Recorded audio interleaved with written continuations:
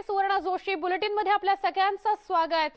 परमवीर सिंग यांनी लिहिलेल्या letter bomb प्रकरणी शिवसेना खासदार संजय राऊत यांनी विरोधकांचा चांगलाच समाचार घेतलेला आहे. महाराष्ट्रामध्ये गृहमंत्र्यांच्या राजीनाम्याची मागणी होते. मग गुजरातमध्ये माजी IPS अधिकारी संजीव भट्ट यांनी केलेल्या गंभीर आरोपांनंतर तत्कालीन मोदी सरकार विरोधात कारवाई का झाली नाही असा सवाल राऊतांनी उपस्थित केलेला आहे. तसंच न्याय व्यवस्थेवर दबाव असल्याचा गंभीर आरोपही यावेळी त्यांनी केलाय. मंत्रिमंडळ फेरबदलातील सर्वाधिकार मुख्यमंत्र्यांचे, पवारांची भूमिका म्हणजेच सरकारची भूमिका असल्याचं त्यांनी यावेळी स्पष्ट केलं. जरा गुजरात में जब हमारे मोदी जी मुख्यमंत्री थे या ये सब मंत्रीगण थे, तब संजीव भट्ट IPS या मिस्टर शर्मा और एक अफसर थे, उसने बार बार इस प्रकार के लेटर बॉम्ब गुजरात के सरकार और गुजरात के राज्यकर्ताओं के बारे में लिखे हैं. तो क्या उस लेटर के आधार पर गुजरात सरकार के पूर्व मुख्यमंत्री या आज के मुख्यमंत्री पर आप कार्रवाई करने जा रहे हो? संजीव भट्ट ने जो एलिगेशंस किए थे वो परमवीर सिंह से भी गंभीर थे. आपने संजीव भट्ट को जेल में डाल दिया है. मिस्टर शर्मा भी शायद जेल में है. तो क्या महाराष्ट्र में एक न्याय और गुजरात में दूसरा न्याय? ये कौन सा न्याय? ये कौन सा संविधान? संजीव भट्ट ने जो एलिगेशंस किए थे वो वापस एक बार सामने लाइए. मैं लॉ मिनिस्टर से अपील करता हूँ, इस देश के लॉ मिनिस्टर से मैं अपील करता हूँ. आपके हाथ में कानून व्यवस्था है, न्याय व्यवस्था है, आप कानून के जानकार हैं. और जो लोग लोकसभा और राज्यसभा में कल नाच रहे थे खुदक खुदक कर, हाँ, उनसे भी मेरा अपील है, आप संजीव भट्ट का लेटर, उस वक्त का जो लेटर है वो भी सामने लाइए और उस लेटर के ऊपर भी आप कार्रवाई की मांग करिए. सबसे पहले पत्रावरून राज्यसभेत, लोकसभेत आणि मुंबई महाराष्ट्रामध्ये भारतीय जनता पक्षाचे लोक थैथयाट करत आहेत, तांडव करत आहेत. त्याने एकदा गुजरातमधले IPS अधिकारी संजीव भट्ट आणि दुसरे मला वाटतं प्रदीप शर्मा त्यांचं नाव आहे, नाव चेक करून घ्या.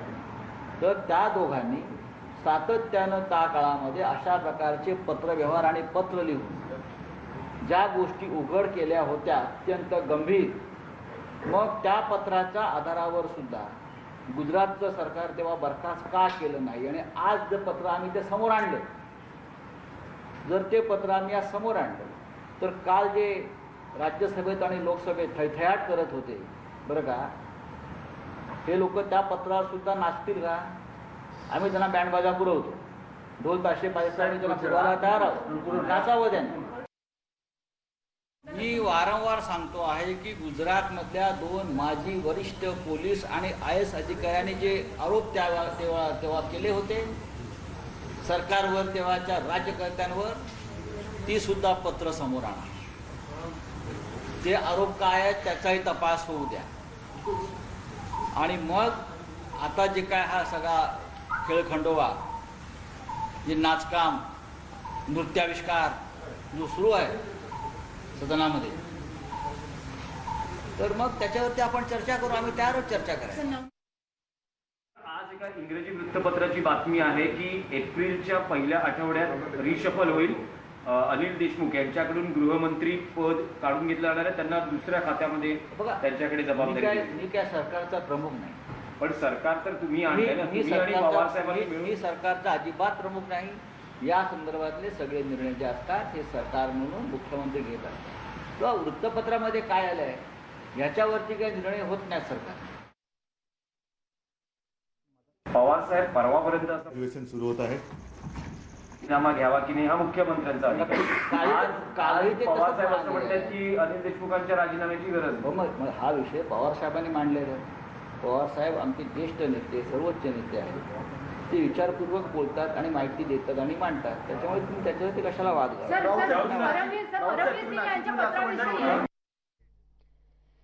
सचिन वाझे प्रकरणामध्ये आता 6व्या गाडीची एंट्री झाली आहे। ठाणे एटीएस दमणमध्ये टाकलेल्या छाप्यात वोल्वो कंपनीची गाडी जप्त करताय हे बघायला मिळालं। ही गाडी सचिन वाझेच्या पार्टनरची असल्याचं समोर येत आहे। सूत्रांनी तशी माहिती दिलेली आहे।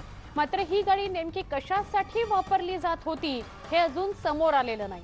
तपासादरम्यान वोल्वो गाडीचा वारंवार उल्लेख येत होता, त्यामुळे अखेर एटीएसने दमणमध्ये धाड टाकली आणि ही कार ताब्यात घेतलेली आहे। वोल्वो कार आहे जी ताब्यात घेण्यात आलेली आहे। ही 6वी गाडी आहे सचिन वाझे प्रकरणामध्ये जी ताब्यात घेतली गेली आहे।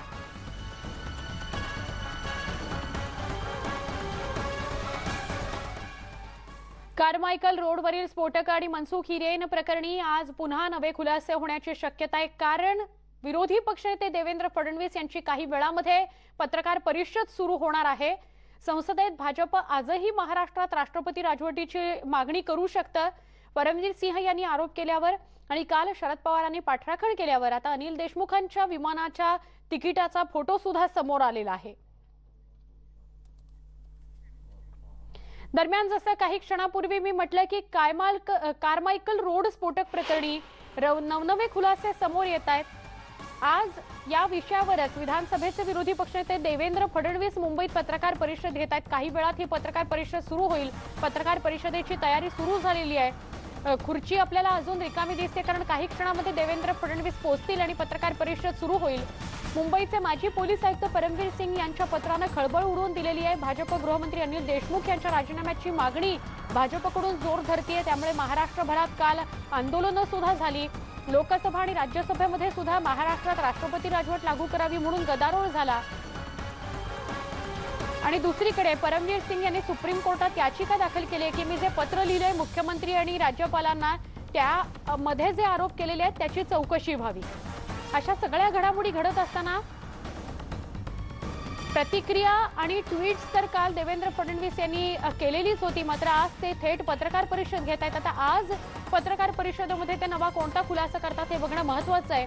पण एका बाजूला राष्ट्रवादी काँग्रेसचे सर्वेसर्वा शरद पवार देशमुखांची पाठराखण करतायत आणि दुसरीकडे देवेंद्र फडणवीस नवनवे खुलासे करतायत किंवा जे शरद पवार म्हणाले ते खोडून काढण्याचा प्रयत्न करतायत। असं असताना परत एकदा पवार आणि फडणवीस असा सामना महाराष्ट्रात दिसतो की काय, अशा चर्चा होत आहेत किंवा असं आपल्याला बघायला मिळेल आज दिवसभरात।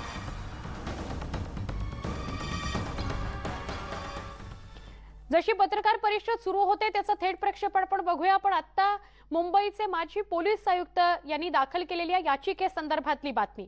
परमवीर सिंग यांनी सुप्रीम कोर्टात दाखल केलेल्या याचिकेवर 26 मार्चला सुनावणी होते, म्हणजे आजपासून 4 दिवसांनी। आज 23 मार्च आहे, 26 मार्चला सुनावणी होणार आहे।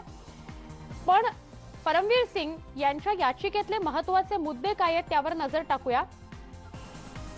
परमवीर सिंग यांची मुंबई पोलीस आयुक्त पदावरून बदली झाली, त्यांना गृहरक्षक दलामध्ये बदली करण्यात आली। ती बदली अन्यायकारक आहे असं त्यांनी याचिकेत म्हटलेलं आहे आणि माझी बदली रद्द करावी असंही त्यांनी म्हटलंय। पत्रातील सगळ्या मुद्द्यांचा याचिकेतही त्यांनी उल्लेख केलेला आहे। पत्रात जे जे बोललेत ते जे जे आरोप त्यांनी केलेत त्याचा उल्लेख त्यांनी याचिकेतही केलाय आणि माझ्या आरोपांची, पत्रातले जे आरोप आहेत किंवा याचिकेत मी जे बोललोय त्याची सीबीआय चौकशी व्हावी अशी मागणी परमवीर सिंग यांनीच केलेली आहे। त्याचबरोबर सगळ्यात महत्त्वाचं म्हणजे मोहन डेलकर प्रकरणी भाजप नेत्यांना अडकवण्याकरता देशमुखांकडून दबाव होता असंही थेट परमवीर सिंग यांनी याचिकेमध्ये म्हटलं आहे।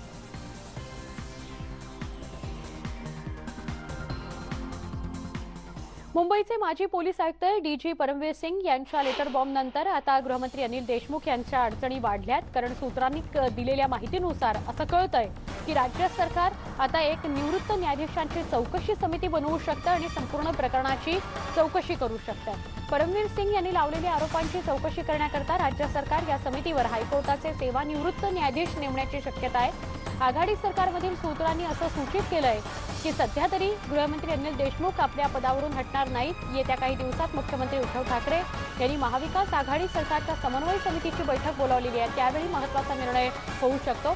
ही जी महाविकास आघाडी सरकारमधल्या समन्वय समितीची बैठक आहे ती आजही होऊ शकते अशी माहितीही मिळतेय। गुरुवारी परमवीर सिंग यांनी सर्वोच्च न्यायालयामध्ये याचिका त्यांची सुनावणीसाठी येईल आणि त्याच दिवशी समन्वय समितीची बैठक होईल असंही कळतं आहे। त्यामुळे महत्त्वाचे निर्णय पुढच्या 1-2 दिवसांमध्ये 23 ते 26 या दिवसांमध्ये घडू शकतात असं आपल्याला दिसतंय. गृहमंत्री अनिल देशमुखांनी 15 फेब्रुवारीला केलेल्या प्रवासाचं तिकीट समोर आलेलं आहे. देशमुख कोरोना झाल्यामुळे होम क्वारंटाईन होते असा दावा शरद पवारांनी केला. त्यामुळे वाजे देशमुख भेट ही कशी शक्य आहे असा सवालही पवारांनी केला होता. पण देशमुख नागपूरहून स्पेशल चार्टर विमानानं मुंबईत आल्याचं तिकिटामुळे स्पष्ट होत आहे. गृहमंत्री कार्यालयाला या संदर्भात विचारलं असता कोणताही प्रतिसाद अद्याप आलेला नाही. दरम्यान तिकिटामुळे देशमुख प्रकरणामध्ये नवा ट्विस्ट आलाय एवढं मात्र नक्की. दरम्यान क्वारंटाईन प्रकरणामध्ये अडचणीत सापडलेल्या अनिल देशमुखांनी एक व्हिडिओ जारी करत स्पष्टीकरण दिलंय. जे माझ्यावर आरोप होत आहेत त्यामुळे मी व्यथित झालेलो आहे. होम क्वारंटाईनसाठी 15 फेब्रुवारीला खासगी विमानानं नागपूरहून मुंबईला आल्याचं त्यांनी म्हटलं आहे. माझ्यावर काही लोकांनी खोटे आरोप करून इलेक्ट्रॉनिक मीडियाच्या माध्यमातून किंवा प्रिंट मीडियाच्या माध्यमातून काही ठिकाणी अनेक चुकीच्या बातम्या येत आहेत. त्यामुळे मी फार व्यथित झालेलो आहे. आपल्याला माहित आहे की कोरोनाच्या संपूर्ण 1 वर्षाच्या कार्यकाळामध्ये आमच्या पोलिसाचं मनोबल वाढवण्यासाठी मी संपूर्ण महाराष्ट्र विजन काढला आणि पोलिसांचे मनोबल वाढवले. नागपूरला 5 फेब्रुवारीला कोरोना बाधित झालो. त्यानंतर 5 फेब्रुवारी ते 15 फेब्रुवारीपर्यंत मी नागपूरच्या अलेक्सिस हॉस्पिटलमध्ये भरती होतो. 15 फेब्रुवारीला मला जेव्हा डिस्चार्ज मिळाला त्यावेळेस होम क्वारंटाईनसाठी मी खाजगी विमानाने नागपूरहून लगेच मुंबईला आलो. मी डॉक्टरच्या सूचनेप्रमाणे रात्री उशिरा पार्कमध्ये प्राणायाम करण्यासाठी जात होतो. नागपूर येथील माझ्या हॉस्पिटलमध्ये राहण्याच्या दरम्यान आणि मुंबईमधील माझ्या होम क्वारंटाईनच्या दरम्यान मी अनेकदा व्हिडिओ कॉन्फरन्सिंगद्वारे बैठका किंवा कार्यक्रमांमध्ये सहभागी झालो. आमचं 1 मार्चपासून अधिवेशन होतं. त्याच्या कामाला मी लागलो. विधानसभेचे विरोधी पक्षनेते देवेंद्र फडणवीस यांची पत्रकार परिषद काही क्षणात सुरू होईल. मुंबईमध्ये ते पत्रकार परिषद घेत आहेत. याचं थेट प्रक्षेपण आपण बघतोय. आज देवेंद्र फडणवीस काय खुलासा करतात हे बघणं महत्त्वाचं आहे. अर्थातच कालपासून प्रचंड गाजतोय विषय तो म्हणजे देशमुखांनी राजीनामा द्यावा, सुप्रीम कोर्टात केलेली परमवीर सिंग यांची याचिका आणि त्या अनुषंगाने घडणाऱ्या आणि घडत असलेल्या घडामोडी. विरोधी पक्षनेते देवेंद्र फडणवीस मुंबईतून लाईव्ह.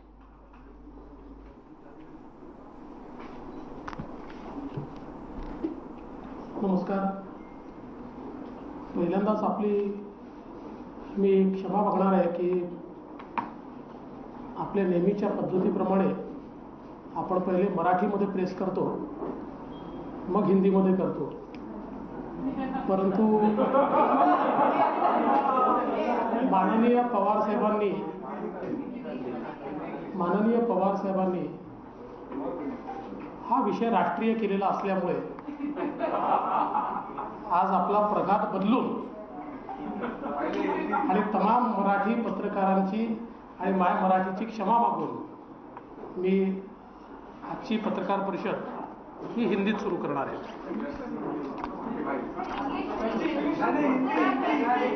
त्यांच्या एवढं चांगलं इंग्लिश माझं नाही आहे.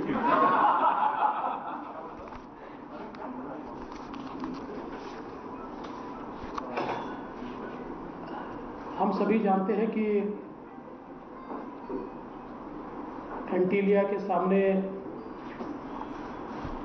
जो बॉम्ब की गाड़ी पकड़ी गई और उसके बाद कुछ इवेंट्स का सिलसिला शुरू हुआ. उन घटनाओं में एपीआई सचिन वाजे ये अरेस्ट हुए. एटीएस ने भी कुछ लोगों को अरेस्ट किया और कई चीजें इसमें से बाहर आई. और इस बीच मुंबई के पूर्व पुलिस कमिश्नर श्री परमवीर सिंह, इन्होंने एक पत्र माननीय मुख्यमंत्री जी को लिखा और उस पत्र में उन्होंने ये आरोप लगाया कि तकरीबन 100 करोड़ रुपए की हफ्ता वसूली के टारगेट्स ये गृह मंत्री जी ने एपीआई वाजे और उनकी टीम को दिए थे और उसी के चलते एक कंट्रोवर्सी खड़ी हुई, वो कोर्ट में भी गए। कल आदरणीय शरद पवार साहब इस मामले को लेकर उन्होंने एक प्रेस की और परमवीर के दावे इसलिए झूठे हैं कि गृह मंत्री तो 1 तारीख से 15 तारीख तक अस्पताल में थे, फिर होम क्वारंटाइन थे और जो ट्वीट्स पवार साहब के हैंडल से हुए उन ट्वीट्स में यह दिखाई पड़ता है कि मानो गृह मंत्री जी ये नागपुर में होम क्वारंटीन थे। सबसे पहली बात तो यह है कि आप में से कई लोगों ने देखा भी है, कुछ ने बताया भी है, ये माननीय गृह मंत्री जी का मैनिफेस्ट है। 15 तारीख को एक प्राइवेट जेट से वे मुंबई आ गए थे। उससे पहले उन्होंने प्रेस की, उस प्रेस का वीडियो तो कल ही मैंने जारी कर दिया था। और अगर हम देखेंगे तो 15 तारीख से वे अपने घर पर थे, लेकिन मेरे पास पुलिस विभाग के भी 2 मूवमेंट्स के कागज है। पुलिस विभाग में रोज मूवमेंट्स के बारे में कहा जाता है, बताया जाता है, उनका एक मैनिफेस्ट तैयार होता है मूवमेंट्स का। और अगर हम देखें तो इसमें तारीख जो है एक 17 फरवरी है। 17 फरवरी में जो लिखा हुआ है तो भगत सिंह कोश्यारी जी मुंबई रहेंगे, उद्धव ठाकरे जी अपने सोई अनुसार, अजित पवार जी मुंबई, शरद पवार जी पुणे, नितिन गडकरी जी दिल्ली और अनिल देशमुख जी इसमें लिखा है 17 फरवरी 2021 15 वाजता, 15 बजे आणि 3 बजे मोटरीने सह्याद्री गेस्ट हाऊस येथे आगमन आणि ओपन। दूसरा एक 24 तारीख का मैनिफेस्ट है जिसमें वापस, चूंकि ये सारे Z+ प्रोटेक्टिव होंगे इसलिए इन्हीं का नाम इसमें आता है। फिर कोश्यारी जी, उद्धव ठाकरे जी, कोश्यारी जी मुंबई, उद्धव ठाकरे जी सोई अनुसार, अजित दादा पवार सह्याद्री अतिथीगृह 15 बजे 3 बजे, शरद पवार साहब मुंबई, नितिन गडकरी जी दिल्ली, अनिल देशमुख जी ये 11 बजे 24/2/2021 11 बजे मोटरीने निवासस्थान ते मंत्रालय जाणार, सोयीने निवासस्थानी परत येणार।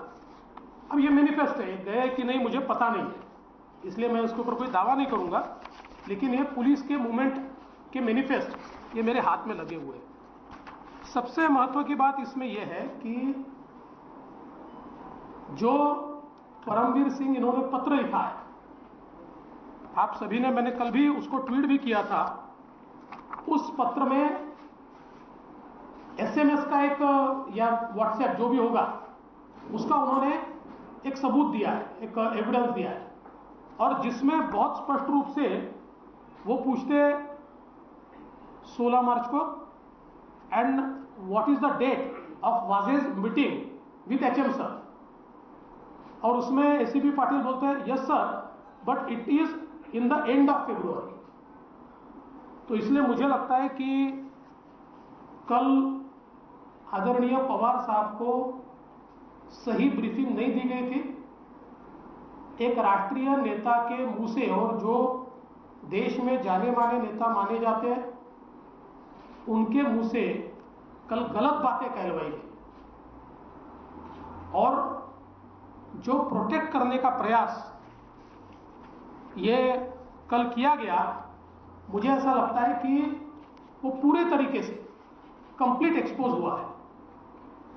और मेरा मानना यह है कि 15 से 27 इस बीच गृह मंत्री जी जो होम क्वारंटाइन थे वो आइसोलेशन में नहीं थे। कई लोग उनको मिले हैं, कई अधिकारी उनको मिले हैं, और जिसके बारे में जानकारी अगर हासिल करनी है तो बहुत आसान है। दूसरा एक महत्व का विषय मैं आप लोगों के सामने रखना चाहता हूं। मैंने परसों की मेरी प्रेस कॉन्फ्रेंस में कहा था कि ट्रांसफर्स का एक रैकेट ये कमिश्नर ऑफ इंटेलिजेंस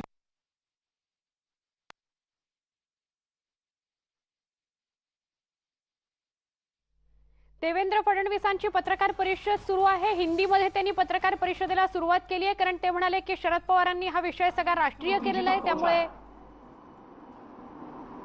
2017 में जिस समय मैं मुख्यमंत्री और गृह मंत्री था, आप लोगों को याद होगा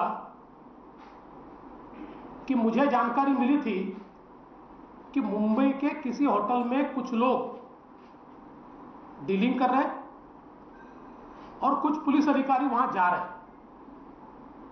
मैंने तुरंत कमिश्नर इंटेलिजेंस को बुलाया, मुंबई सीपी को बुलाया, एक प्लान ऑपरेशन हमने किया, तुरंत इंटरसेप्शन किए, उन सभी लोगों को अरेस्ट किया और चार्जशीट भी दाखिल हुई, क्योंकि सारे सबूत इंटरसेप्शन के माध्यम से थे।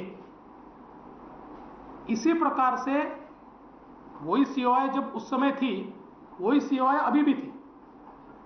और मैं बहुत स्पष्ट कर देना चाहता हूं कि मेरे आने से पहले भी माननीय आर पाटिल जी के समय कमिश्नर ऑफ इंटेलिजेंस वही सीओआई थी, श्रीमती रश्मि शुक्ला, और इसलिए उनको तीनों गवर्नमेंट का एक्सपीरियंस है।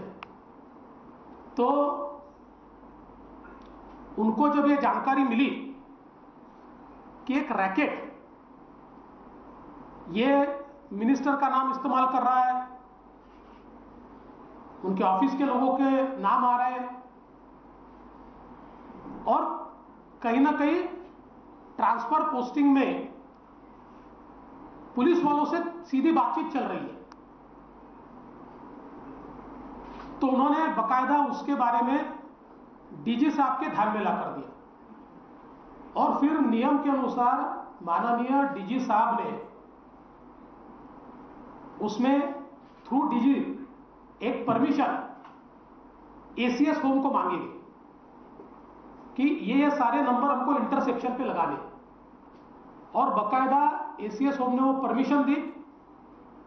उस परमिशन के तहत जब कॉल रिकॉर्डिंग शुरू हुआ तो बड़ी एक्सप्लोजिव चीजें बाहर आने लगी,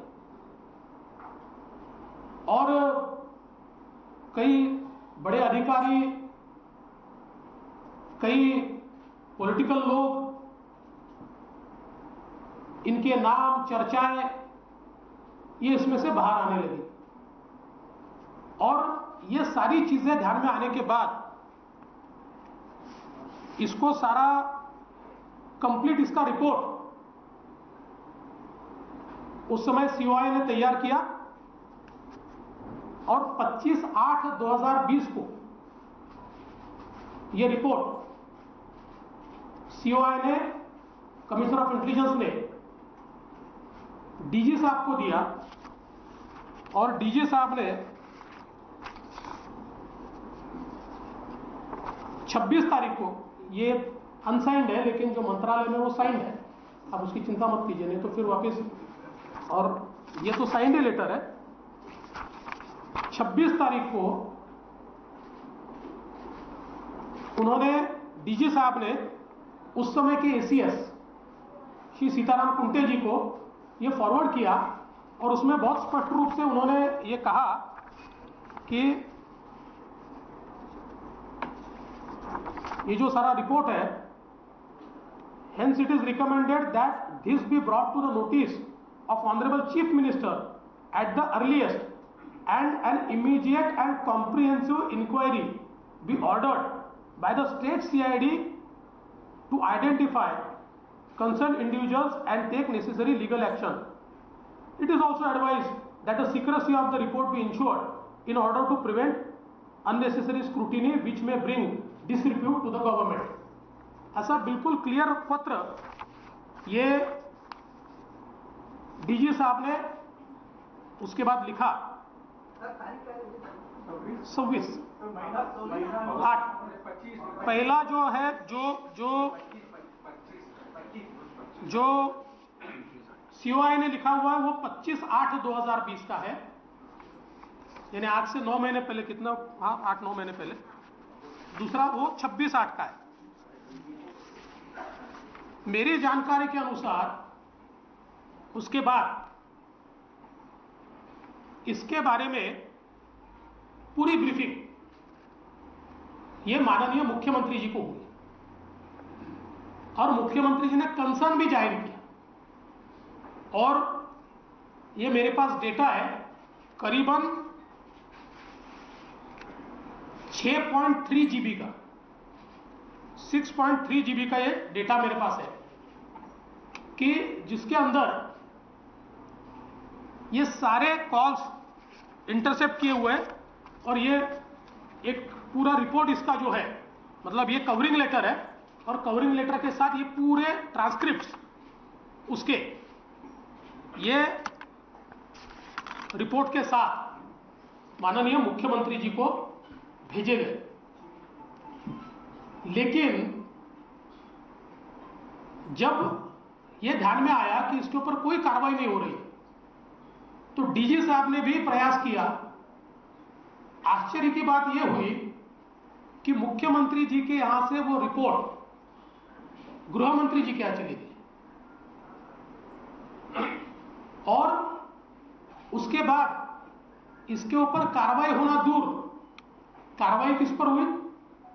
कार्रवाई हुई कमिश्नर इंटेलिजेंस पे। कैसे हुई? तो पहले कमिश्नर इंटेलिजेंस को, वो सीनियर मोस्ट थी, डीजी का उनका प्रमोशन था, उनका डीजी का प्रमोशन रोक दिया गया और उनके नीचे वालों को एडवांस प्रमोशन दिया गया। उसके बाद चूंकि उनका रिकॉर्ड इम्पेकेबल था, सारे उनके सीआर बिल्कुल अच्छे थे, तो उसके चलते उनको प्रमोशन देना ही पड़ा। तो उनको प्रमोशन ऐसी जगह दिया, डीजी सिविल डिफेंस, जो पोस्ट ही अस्तित्व में नहीं।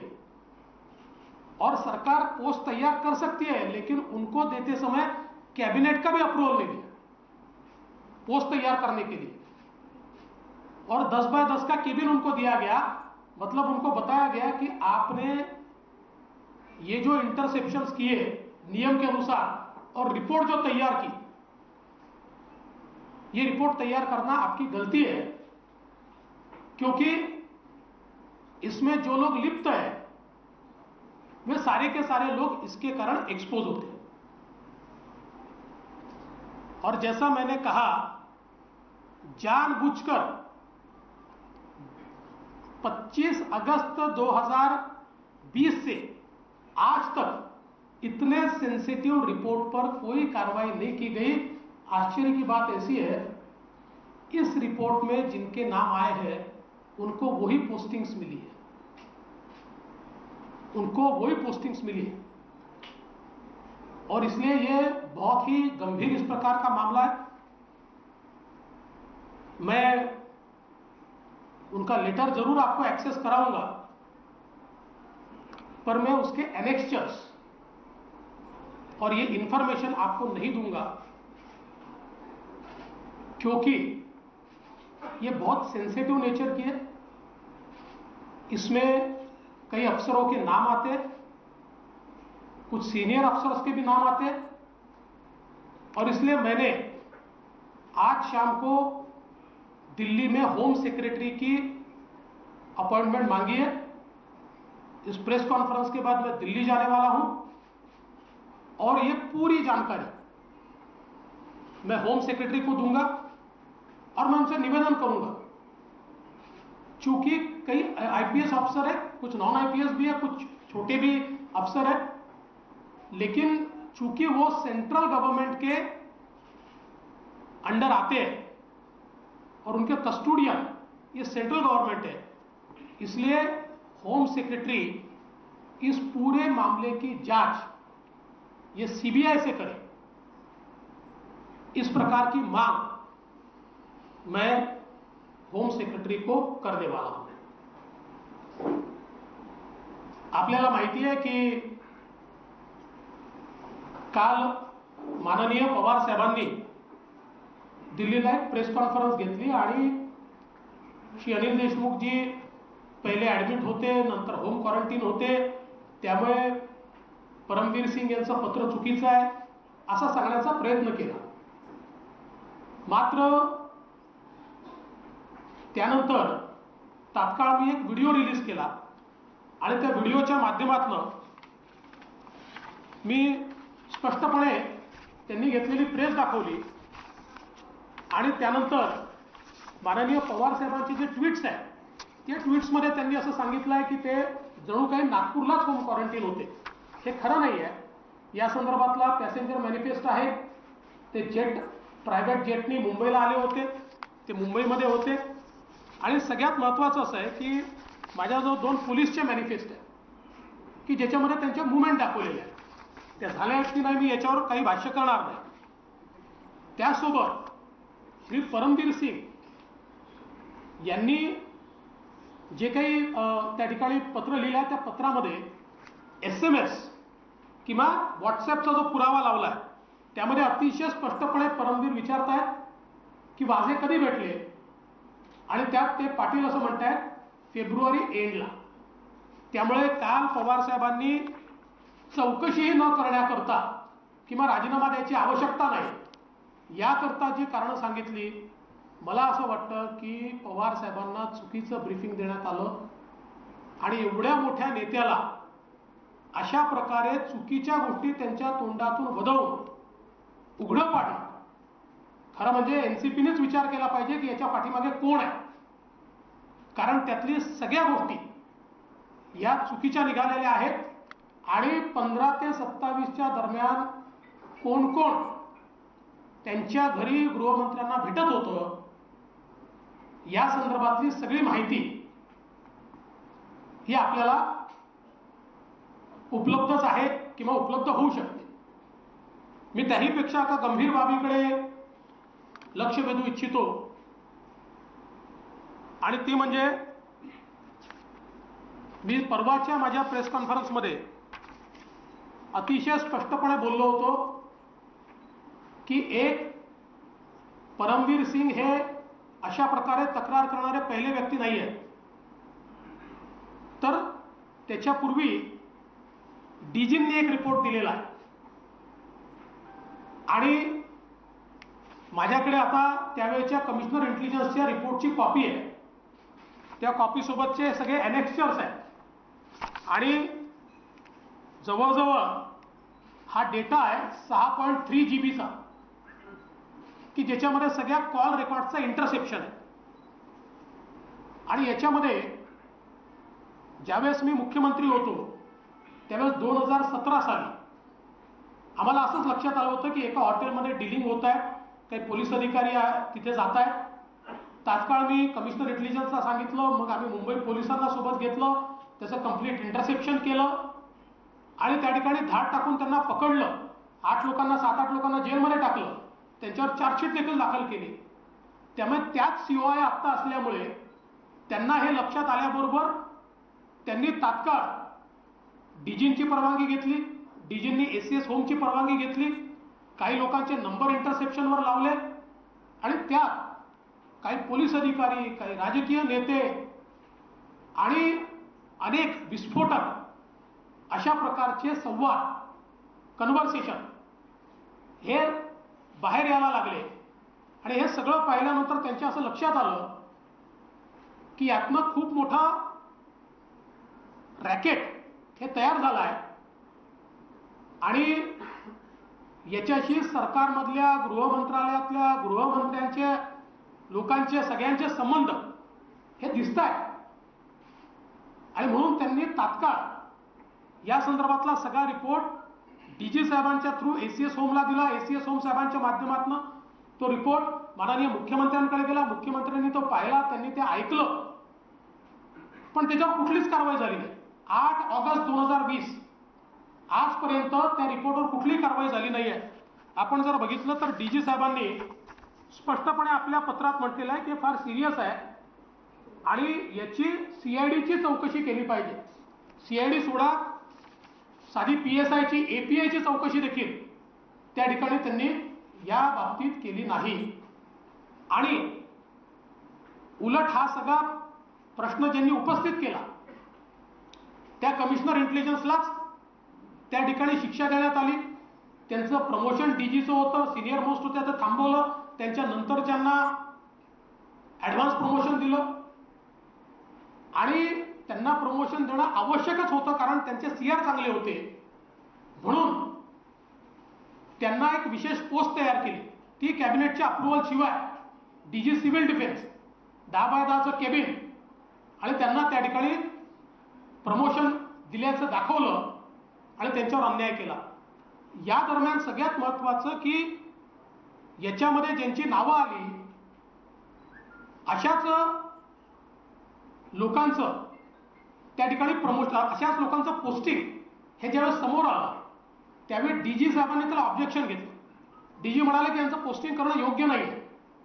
पण ज्यावेळेस डीजींच्या लक्षात आलं की दबावात हे पोस्टिंग होत आहे त्यावेळी तत्कालीन डीजी सुबोध जयस्वाल यांनी सेंट्रल डेप्युटेशन घेतलं. त्यांनी सांगितलं पाप माझ्या हातून करवू नका, तुम्ही कारवाई पण करत नाही, आणि म्हणून त्यांनी सेंट्रल डेप्युटेशन घेतलं. आणि COI कमिशनर इंटेलिजन्स यांनी देखील सेंट्रल डेप्युटेशन घेतलं. आणि म्हणून अतिशय पोलीस दलाला आणि गृह विभागाला लाजिरवाणा अशा प्रकारचा सगळा प्रकार आहे. मला आश्चर्य या गोष्टीचं वाटतं की मुख्यमंत्र्यांनी याच्यावर कुठलीही कारवाई का केली नाही. उलट त्यांनी ते गृहमंत्र्यांकडेच पाठवून दिलं. आणि ज्यांनी अशा प्रकारे सगळं बाहेर काढलं, मुख्यमंत्र्यांकडे GAD विभाग आहे आणि सगळे IPS ऑफिसर त्यांच्या अंतर्गत येतात आणि तरी देखील COI त्यावेळेच्या कमिशनर इंटेलिजन्स यांच्यावर अन्याय का झाला. म्हणजे एक प्रकारे मुख्यमंत्र्यांनीच याच्यावर पांघरून घातलं असं जर आपण म्हटलं तर ते चुकीचं होणार नाही. आणि म्हणून आता हे सगळं अत्यंत महत्त्वाचं आहे. या संदर्भातलं पत्र मी वाटल्यास आपल्याला देतोय. बाकी गोष्टी मी आपल्यासमोर देणार नाही. या फार सेन्सिटिव्ह गोष्टी आहेत. यात IPS ऑफिसर्सचे नाव आहेत, अधिकाऱ्यांची नावं आहेत, बऱ्याच लोकांची नावं त्यात येत आहेत. आणि म्हणून मी आज दिल्लीला चाललो आहे. माननीय गृह सचिवांना मी भेटून ही सगळी इन्फॉर्मेशन, त्यांना सील्ड इन्फॉर्मेशन त्यांच्याकडे देतोय. सगळे माझ्याकडचे पुरावे हे त्यांच्याकडे मी देतोय. आणि मी त्यांना विनंती करणार आहे की याच्यामध्ये IPS ऑफिसरचे कस्टोडियन ते असल्यामुळे याची CBIची इन्क्वायरी ही त्यांनी करावी अशा प्रकारची मी मागणी करणार.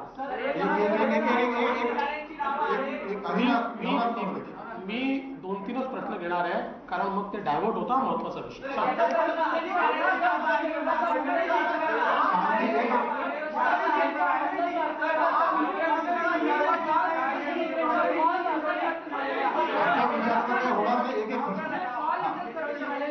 त्याच्यामध्ये फक्त अधिकाऱ्यांचीच नाव आहे की त्यामध्ये ऑर्गनायझेशनने काही मंत्र्यांची नाव आहे त्याला दिसतात आणि कितीचा व्यवहार एकंदरीत दिसतो. मी आधीच सांगितलेलं आहे त्याच्यामध्ये अधिकारी, राजकारणी सगळ्यांची नावं आहेत. इसमें अधिकारी और पॉलिटिशियन सबके नाम. विनय सुप्रीम कोर्ट ने याचिका दाखिल की है उसमें भी इस रिपोर्ट का हवाला दिया गया है, कहा गया है कि ये बताया गया है. क्या अब सुप्रीम कोर्ट में भी सरकार को ये रिपोर्ट पेश करनी पड़ेगी? देखिए इसकी जानकारी तो मुझे नहीं है, ये तो सरकार को और सुप्रीम कोर्ट को तय करना पड़ेगा. लेकिन मैं केंद्र सरकार के पास इसको होम सेक्रेटरी जो इसके कस्टोडियन है उनके पास में पहुंचाऊंगा.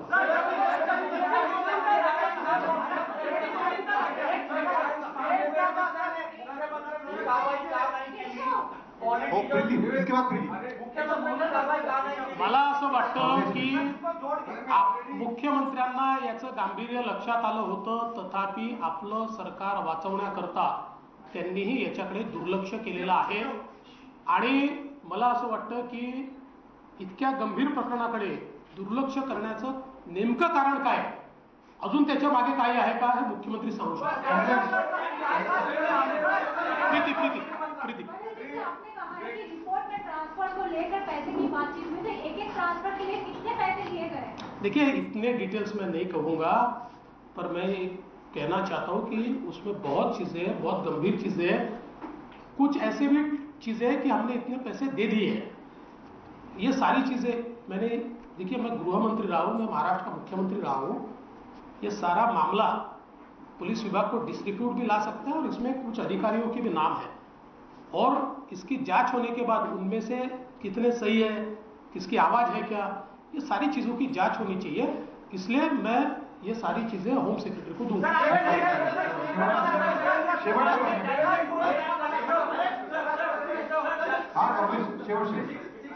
सीओडी का जो डेटा आता है उसमें किस तरह के सबूत सामने, और दूसरा इससे जुड़ा सवाल क्या, इसको फिर कोर्ट के सामने अपने इस पे कार्रवाई की है? देखिए,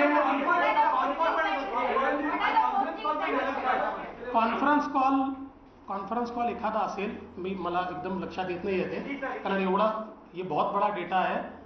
लेकिन इसमें जैसा आपने पूछा है उस प्रकार की सारी चीजें इस डेटा में मौजूद है. क्या ये ट्रांसफर रैकेट सिर्फ गृह मंत्रालय को लेकर है, या इस रिपोर्ट को इसलिए दबाई गई क्योंकि हर मंत्रालय में इस तरीके के ट्रांसफर के रैकेट चल रहे हैं? देखिए, अभी जो जानकारी इसमें, ये गृह मंत्रालय की ही जानकारी है.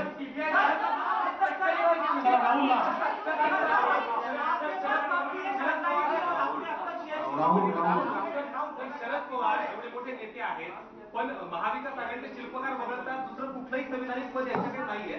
सलग 2 दिवस ते प्रेस कॉन्फरन्स घेत आहेत. इतकं गंभीर, इतकं मिनिट टू मिनिट ब्रीफिंग त्यांना होते. गोपनीयतेचा काही कायदा त्यांना काही याला लागू होतो? गोपनीयतेचा कायदा वगैरे लागू होत नाही. पवार साहेब मोठे नेते आहेत, ते जरूर ब्रीफिंग घेऊ शकतात, पण हे ब्रीफिंग मुख्यमंत्र्यांनी घेतलं पाहिजे. मुख्यमंत्री एक शब्द याच्यावर बोलत नाहीत आणि पवार साहेबांना त्या ठिकाणी बोलावं लागत आहे, आणि शेवटी पवार साहेब जे बोलतात ते सगळं चुकीचं निघत आहे. थँक्यू. विधानसभेचे विरोधी पक्षनेते देवेंद्र फडणवीस यांची पत्रकार परिषद. परमवीर सिंग यांनी हे एकमेव पोलीस अधिकारी नाहीयेत ज्यांनी असं पत्र लिहिलंय किंवा अशा भ्रष्टाचाराचा उल्लेख केलाय. डीजी लेव्हलच्या अधिकाऱ्यांनी, डीजी स्तरावरच्या अधिकाऱ्यांनी सुद्धा अशा प्रकारची एक चौकशी समोर आणली होती किंवा एक प्रकरण समोर आणलेलं होतं, आणि त्यातून काही लोकांची नावं सुद्धा समोर आली. त्याच्याविषयीचे सगळे अपडेट्स माझ्याकडे आहेत आणि ते सगळे मी आता गृहसचिवांना द्यायला जातो आहे. या पत्रकार परिषदेनंतर मी डायरेक्ट दिल्ली गाठतो आहे असं म्हटलेला एक गंभीर आरोप केलेला आहे देवेंद्र फडणवीसांनी. आपण बघूया देवेंद्र फडणवीस काय म्हणाले. मेरी जानकारी के अनुसार उसके बाद इसके बारे में पूरी ब्रीफिंग ये माननीय मुख्यमंत्री जी को हुई और मुख्यमंत्री जी ने कंसर्न भी जाहिर किया, और ये मेरे पास डेटा है, करीबन 6.3 GB का, 6.3 GB का ये डेटा मेरे पास है कि जिसके अंदर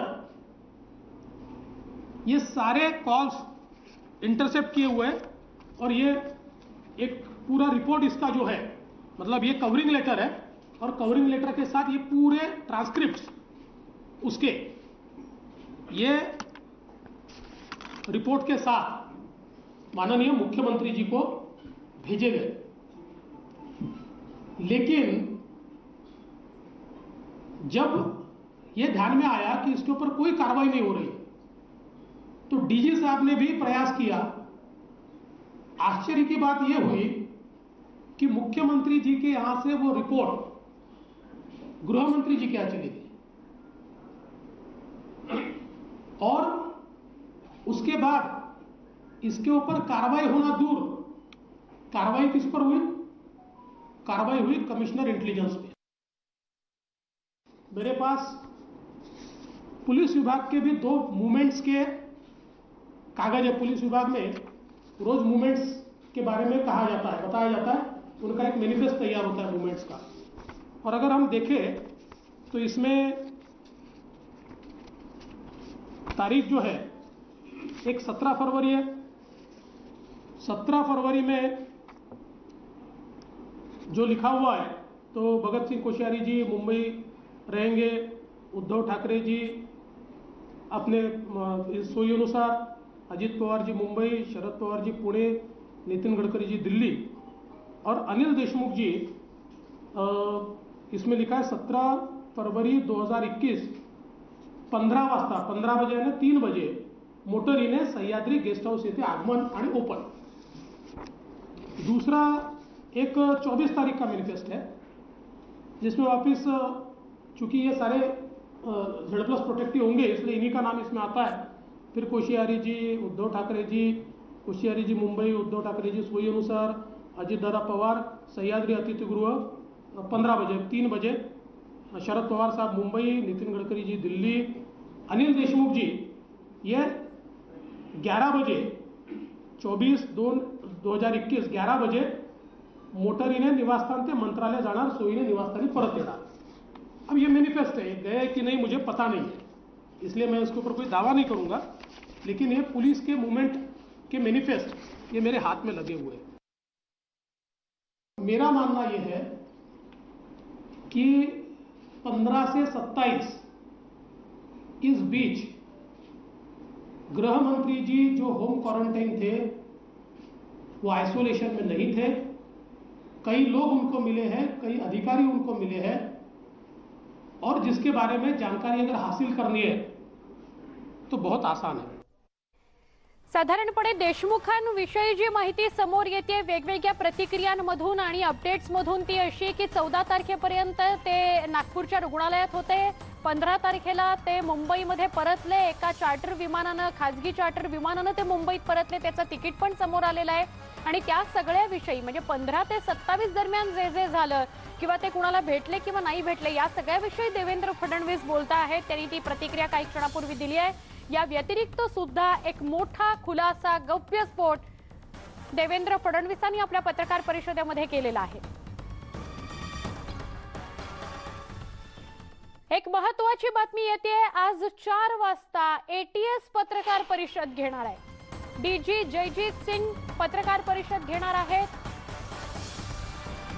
मनसुख हिरेन मृत्यू प्रकरणासंदर्भातला तपास ATS करत होतं आणि ATS आता 4 वाजता पत्रकार परिषद घेणार आहे। तपासातील धक्कादायक खुलासे समोर येण्याची शक्यता व्यक्त होतीये। मोठ्या अधिकाऱ्याचं नाव आल्याचं सुद्धा जाहीर करण्यात आलेलं आहे, मात्र नाव कोणाचं आहे हे अद्याप ATSने स्पष्ट केलेलं नाही किंवा ते नाव स्पष्ट करणार नाही असं कळतंय। तपास NIAला हँडओव्हर करणार नाही असंही समोर येत आहे। नवीन 2 अटक ज्यांच्याविषयी अधिक माहिती समोर येण्याची शक्यता व्यक्त होतीये। मोठी बातमी आहे या घडीची, आमचे प्रतिनिधी अजित मांढरे यांना अधिक विचारूया। अजित, ATS पत्रकार परिषद घेणारे DG जयजीत सिंग पत्रकारांना सामोरं जातील, पण दुसरी बातमी महत्त्वाची अशी की या पत्रकार परिषदेमध्ये दोघांच्या अटकेसंदर्भात कळेल, पण हँडओव्हर NIAला केलं जाणार नाही असं सुद्धा समजतंय। काय नेमका सगळा प्रकार आहे? सुवर्णा, याच बाबतीमध्ये ATS चे DG जे आहेत ते पत्रकार परिषद घेणार आहेत। या प्रकरणामध्ये आतापर्यंत किती तपास झालेला आहे आणि नवीन 2 लोकांची अटक जी आहे याबाबत DG जे आहेत ते सविस्तर माहिती या पत्रकार परिषदेमध्ये देणार आहेत। तर दुसरीकडे असं कळतंय की जसं आपल्याला माहिती आहे की NIAने अधिकृत कागदोपत्री व्यवहार स्टेट गव्हर्नमेंटशी केलेला आहे। हा सगळा तपास जो आहे तो हँडओव्हर घेण्यासंदर्भात, पण त्याही विषयी DG जयजीत सिंग जे आहेत ते एक मोठा खुलासा करू शकतील।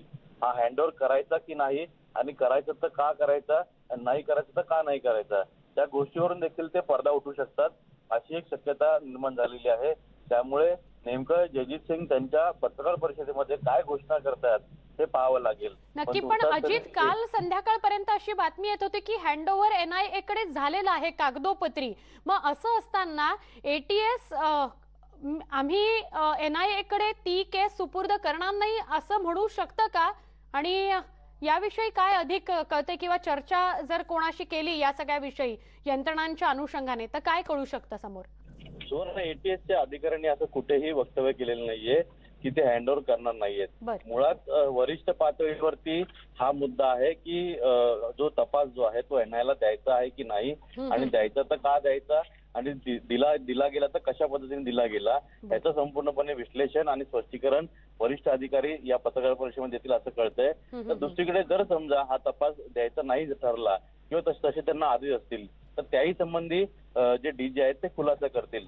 त्यामुळे या सगळ्या प्रकरणामध्ये आता आपण जर पाहिलं की एटीएसने जो तपास केलेला आहे, शेवटच्या क्षणी ज्यावेळी एनआयकडे हा तपास वर्ग केला जाणार आहे असं कळत असताना एटीएसनं 24 तास दिवसरात्र काम करून या सगळ्या प्रकरणांमध्ये मुख्य सूत्रधार असतील, त्यानंतर त्यांनी काय काय साहित्य वापरलं, कोणी मनसुखची हत्या केली असावी आणि का केली असावी, याची अनेक कारणं जी आहेत ती एटीएसने शोधून काढलेली आहेत. त्या अनुषंगाने त्यांनी आरोपींना अटक देखील केलेली आहे. तसंच ते विविध ठिकाणी धाडी पण टाकतायत. पण या सगळ्या पार्श्वभूमीवरती जी माहिती होती त्यानुसार शनिवारच्या दुपारच्या मध्यावधीमध्ये एनआयला हे सगळे जे तपासाचे जे डॉक्युमेंट्स आहेत किंवा हा सगळा तपास जो आहे तो दिला जावा अशी सगळी प्रक्रिया जी आहे काय ती पूर्ण झाली होती. मात्र या प्रक्रियेमध्ये अजून एक कळते की एनआयच्या अधिकाऱ्यांनी किंवा एनआयने देखील तितकासा रस या हत्या प्रकरणात दाखवलेला नाहीये. कारण का एनआयचं मुख्य जे उद्देश दिसतोय की तो सचिन वाझे यांचा ह्या सगळ्यामध्ये कसा इन्व्हॉल्वमेंट आहे आणि नेमकं त्यांचं करण्यामागचं कारण काय होतं जे अजूनपर्यंत एनआयला कळू शकलेलं नाहीये. आणि त्यांच्यानंतर हा जो एनआय करता हा सेकंड भाग आहे की मनसुखची हत्या कशी झाली आणि का झाली आणि कोणी केलेली आहे. त्यामुळे अजित, म्हणजे आजची पत्रकार परिषद महत्वाची आहे. आपण आपल्या प्रेक्षकांना स्पष्टता करूया. 4 वाजता एटीएसची पत्रकार परिषद आहे. एटीएस कडून असं कुठेही म्हटलं गेलेलं नाही की आम्ही ही केस हँडओव्हर करणार नाही एनआयला, पण वरिष्ठ पातळीवर मात्र अशी चर्चा सुरू झालेली आहे. डीजी जयजीत सिंग पत्रकार परिषद घेणार आहेत आज. त्यामध्ये ते काही धक्कादायक खुलासे करू शकतात. मोठ्या अधिकाऱ्यांची नावं समोर येऊ शकतात. अटक झालेली आहे 2 जणांना, त्याच्याविषयी माहिती समोर येऊ शकते. त्या पार्श्वभूमीवर आजची ही पत्रकार परिषद फार महत्वाची आहे. या सगळ्या दिवसभरात घडणाऱ्या घडामोडींवर आपली नजर असणार आहे. आत्ता बुलेटिनमध्ये इथेच थांबतोय. ताज्या बातम्यांसह पुन्हा भेटूया. पहा फक्त न्यूज 18 लोकमत.